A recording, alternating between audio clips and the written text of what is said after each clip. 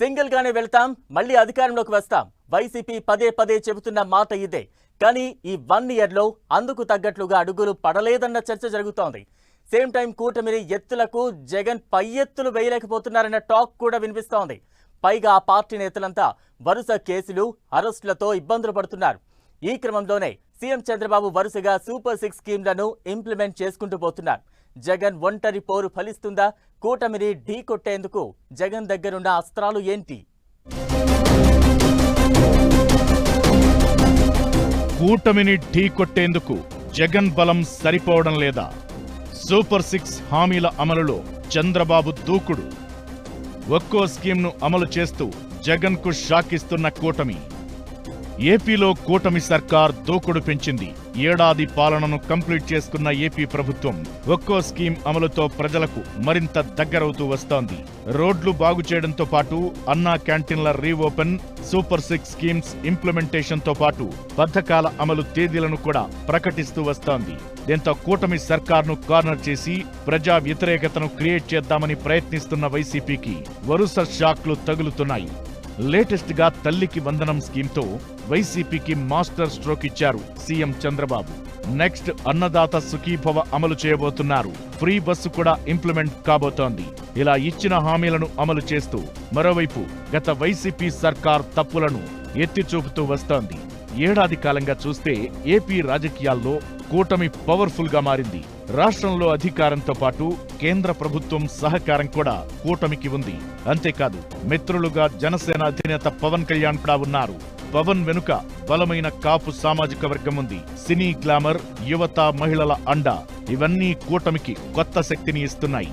BJP మద్దతుతో మధ్యతరగతి ఉన్నత విద్యావంతులు, ఉన్నత వర్గాల మద్దతు మెండుగా దక్కుతోంది. ఇక చంద్రబాబు చాణక్య రాజకీయం ఉండనే ఉంది. లోకేష్ కూడా తన మార్కు చూపిస్తున్నారు. దాంతో వైసీపీని పద్మవ్యూహంలో ఇరికించి మరీ కోలుకోకుండా చేసే ప్లాన్ చేస్తున్నారు. ఇక వైసీపీ తీరు చూస్తే మొదటి నుంచి ఒంటరి పోరుగా ఉంది. మిత్రులెవరూ లేరు. ఎవరూ కలిసి వచ్చే పరిస్థితి కూడా కనిపించడం లేదంటున్నారు. అయినా పైన దేవుడు, కింద ప్రజలు తోడుంటే చాలు అన్న పదాలతో జగన్ తన దశాబ్దన్నర రాజకీయాన్ని నెట్టుకొచ్చారు. అందులో 5 ఏళ్లు అధికారంలో ఉన్నారు. కానీ 2024లో వైసీపీకి ఎదురైంది భయంకరమైన ఓటమి. ఆ డ్యామేజ్ నుంచి కోలుకోవడంతో పాటు కూటమిపై వ్యతిరేకత వస్తే తప్ప వైసీపీ కోలుకునే పరిస్థితి లేదంటున్నారు పొలిటికల్ అనలిస్టులు. ఏపీలో పొలిటికల్ సినారియో చూస్తుంటే విపక్షంలో ఉన్న కమ్యూనిస్టులు గాని, కాంగ్రెస్ గాని కూటమి కంటే కూడా వైసీపీనే ఎక్కువగా టార్గెట్ చేస్తున్న పరిస్థితి ఉంది. దాంతో ఒంటరి పోరుతో వైసీపీ కూటమిని ఎదుర్కోవడం సాధ్యం కాదన్న చర్చ జరుగుతోంది. వైసీపీ నేతలు మౌనంగా ఉండిపోవడానికి కేసులు, అరెస్టుల భయమే అంటున్నారు. కళ్లు మూసుకుంటే 4 ఏళ్లు గడిచిపోతాయి. కేసులకు, జైళ్లకు భయమెందుకని జగన్ ఎంత చెప్పినా నేతలు మాత్రం ధైర్యంగా బయటికి రాని పరిస్థితి ఉందట.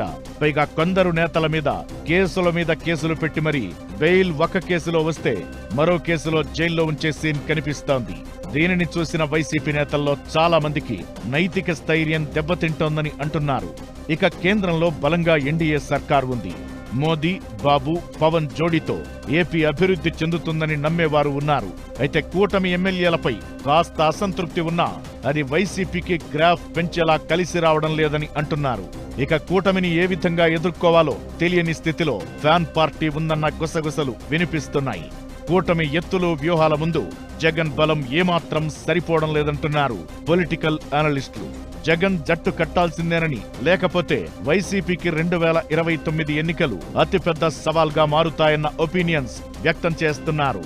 వైసీపీ అధినాయకత్వం ఎలాంటి డెసిషన్స్ తీసుకోబోతోందో చూడాలి మరి.